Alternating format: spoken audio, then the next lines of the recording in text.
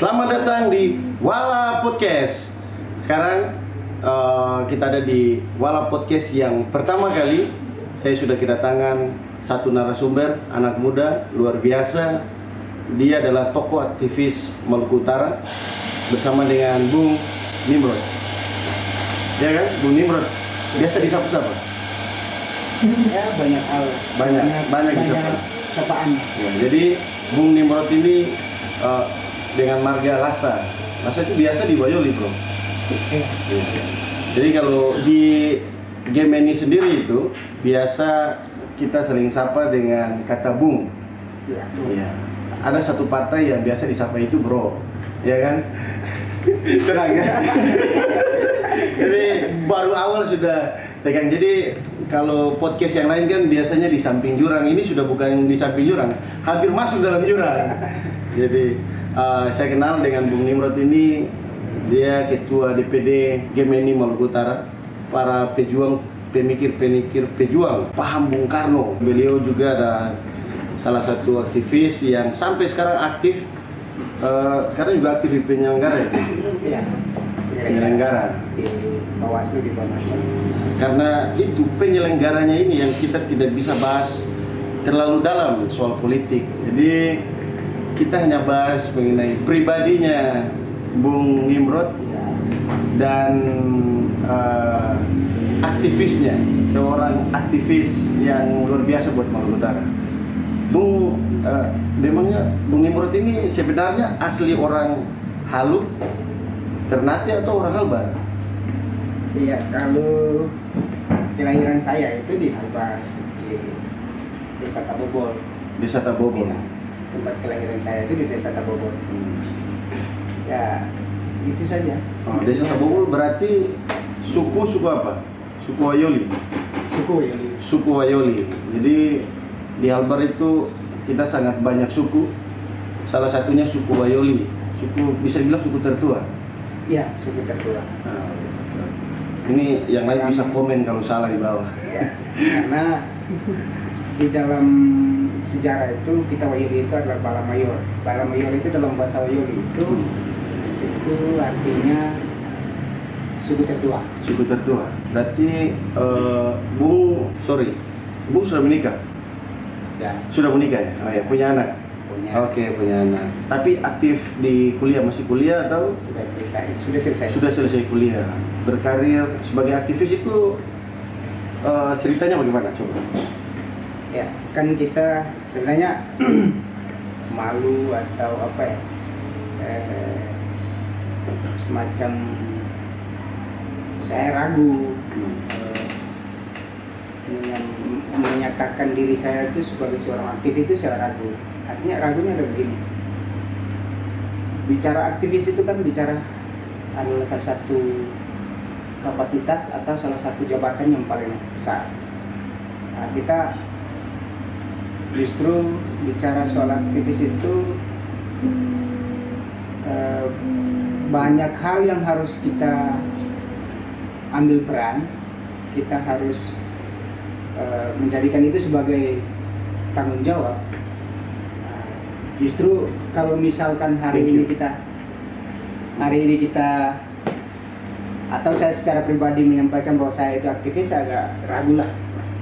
Biarlah itu penilaian teman-teman atau penilaian publik terhadap saya. Kalau saya dianggap sebagai aktivis, ya terima kasih. Tapi kalau saya sendiri, saya tidak berani menyampaikan bahwa saya itu aktivis. Sebenarnya apa yang membuat Bung Nimrod ini ragu? Kan sampai sekarang, bahkan beberapa hari terakhir Bung Nimrod mengeluarkan statement atau memperjuangkan ada beberapa hal, khususnya di daerah Halut dan Halmahera Barat. Itu saya sempat.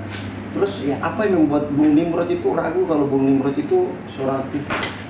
Artinya kan seperti tadi saya sampaikan tadi bahwa kapasitas seorang aktivis itu adalah kapasitas yang besar. Artinya itu adalah salah satu semacam ada waktu dinobatkan pada seseorang yang seharusnya dia harus mampu memaknai dan harus mampu memikul bebannya. Karena aktivis itu dia harus aktif dari semua persoalan. saya takutnya saya menyampaikan bahwa saya itu aktivis, kemudian ada beberapa persoalan lainnya yang saya belum ambil peran, kemudian itu saya nanti disalahkan begitu. Oke, saya paham. Jadi Bung Nimrod ini antara rendah hati, rendah diri, atau tidak puas ya? Oke, saya paham. Saya paham. Tapi Bung itu masuk aktivis pas kuliah? Ya kan, saya SMA lulus SMA itu 2011. Kemudian istilahnya nganggur belum masuk kuliah. Kemudian 2015 itu saya kuliah. Artinya dari 2011 sampai ke 2015 itu yang pasti saya kerja. Kebetulan pada saat itu saya diminta oleh salah satu saudara saya di Tobelo itu bekerja di tempat kerjanya, tapi saya diminta membantu dia menjadi seorang kepala gudang gitu, di salah satu toko agen sembako. Saya diminta kakak saya itu untuk jadi kepala gudang di situ. Kepala gudang di satu toko? Di salah satu toko perusahaan lah. Nah, saya kemudian dari 2011 sampai 2015 saya mendaftar kuliah, karena mendaftar kuliah dengan uang kerja tadi. Oh, berarti lulus sekolah SMA sempat kerja berapa tahun?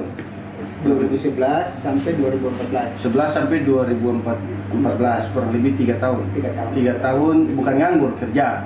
Karena keterbatasan latar belakang orang tua. Iya. Karena saya tahu juga akses ke Tabobol waktu itu sangat susah. Tapi luar biasanya dari Bung itu mau berjuang, Iya. kuliah, ke Halut, Iya. kerja, luar biasa. Iya. Jadi pengalamannya dari situ. Iya. Terus mungkin karena pengalaman itu sampai niatnya mau masuk aktivis. Saya memang dari range waktunya dari 2011 ke 2014 itu kan saya dididik secara pribadi ya, secara saya menganggap salah satu pemuda atau salah satu mahasiswa di kampung Marianto Mayawi itu. Oh, Marianto Mayawi. Itu saya menganggap dia itu adalah guru saya di rumah. Nah, guru saya di rumah, jadi di range waktu itu dia mengajar saya untuk baca buku, belajar, diskusi. Nah, sehingga waktu kuliah 2015 itu saya sudah ada gambaran, oh ketika jadi mahasiswa itu begini. Harus masuk aktivis. Nah, tapi kan Bung, aktivis itu kan bukan cuma Gemini. Apa yang membuat Bung itu mengambil keputusan untuk masuk Gemini? Nah, itu ada sejarahnya, ada ceritanya. Saya mungkin karena pribadi saya waktu masih SMA, saya kan SMA di SMA 4 Kuala Ternate. SMA 4 Kuala Ternate, kemudian saya tinggalnya di keluarga muslim. Nah, saya tinggal di keluarga muslim, kebetulan di keluarga muslim itu dia ustaz.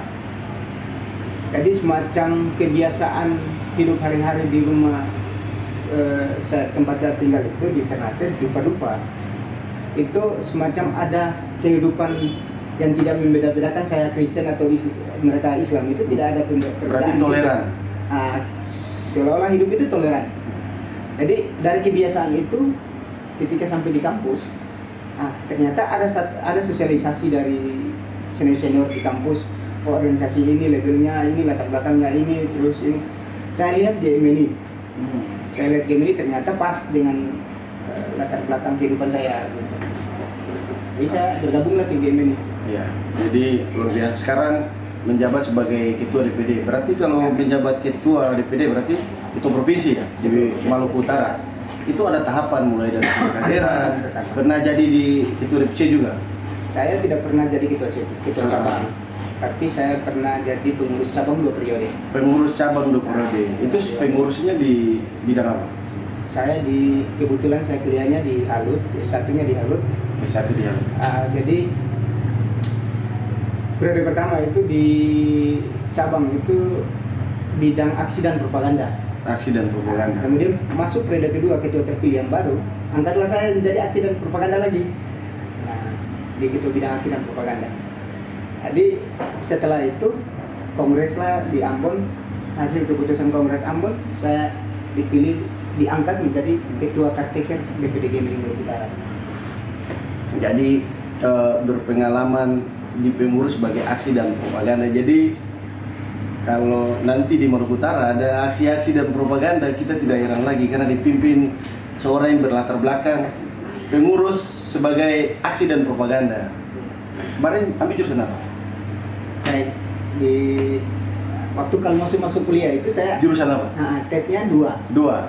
pemerintahan sama hukum. Hukum. Lolusnya di mana? Lulusnya di hukum. Hukum. Oh berarti orang hukum. Iya, Kenapa? Ada niat sekali ini mau jadi lawyer atau apa? ada. Ada ya. Oke. Berarti tapi sekarang masih berproses sebagai penyelenggara. Iya, Ya, jadi kita tidak bisa ngomong politik lebih. iya. Cuma masalahnya di sini belum ada buku Ganjar. Belum ada Prabowo.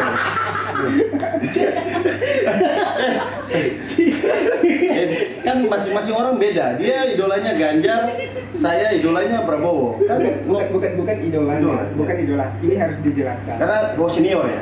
Iya, karena kita Gemini itu ada alumni, ada Gemini. Iya. Jadi Ganjar itu alumni. Oh Ganjar alumni. Ya, kebetulan Ganjar juga adalah salah satu tokoh di Gemini yang kita menganggap bahwa dia sangat idealis dan sangat menjunjung tinggi pemahaman Bung Karno di dalam Gemini. Makanya kita tokohkan dia. Iya. Sebagai senior ya saya sanjung lah gitu. Jadi Ganjar Pranowo Iya. luar biasa. Itu tidak jadi persoalan karena setiap orang punya idolanya kan. Saya juga idola Pak Ganjar. Makanya rambut udah mulai ikuti. Anak sudah berapa sekarang? Mau baru dua. Istri? Baru satu. Lah. Baru satu. Oh iya. Baru satu. Iya. Sip. Ya, bakal minum kopi, Bro. Santai. Bung. Iya kan, bro. saya pengalaman dari partai lama, bro kan, gitu. Jadi, oke lah kita pakai Bung. Jadi, saya mau info sedikit. Sekarang kita ada di Wala Podcast. Sebelum ada Wala Podcast itu, saya punya kedai kopi yang namanya Wala Coffee. Bung Nimrod yang berpartisipasi untuk memberikan nama. Awal itu nama Wala itu kan waktu itu kita dari Ternate Iya. beli alat kopi, Iya. lapar sehingga makan nasi kuning di pelabuhan. Pelabuhan. Nah, orang kan bertiga sama siapa itu? Satu teman di tengah. Oh iya, caleg ya? Oh, bukan. Bukan, maksudnya dia caleg. Tamang itu dia caleg. Jadi waktu itu pulang kasih nama pertama tuh Pak Wala apa namanya? Wala Mapolu. Wala Mapolo artinya apa tuh? Bahasa Wayo. Rumah kumpul, Rumah berkumpul. Nah, akhirnya saya coba singkat jadi Wala. Sore di sini saya pakai celana pendek karena saya di rumah. Wala, rumah saya ini. Jadi setelah Bung Nimrod, saya menunggu kedatangan senior mau tokoh aktivis, tokoh politik, bukan tokoh pebisnis yang mau kasih sampaikan apapun itu lewat Wala. Ya. Jadi Bung, kasih sedikit pendapat atau sedikit unek-unek buat anak muda.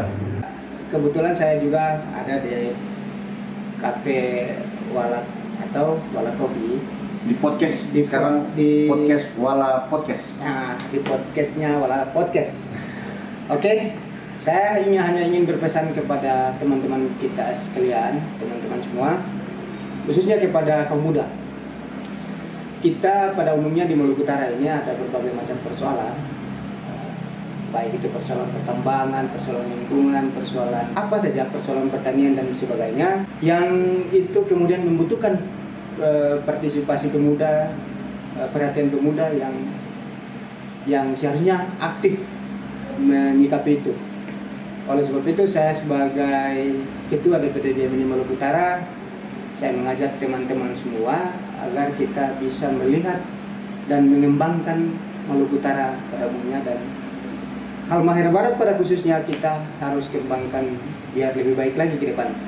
Mari teman-teman, datanglah ke podcast ini, berdiskusi, tuangkan gagasan ke sini. Kita berdiskusi dengan pemilik Wala Cafe.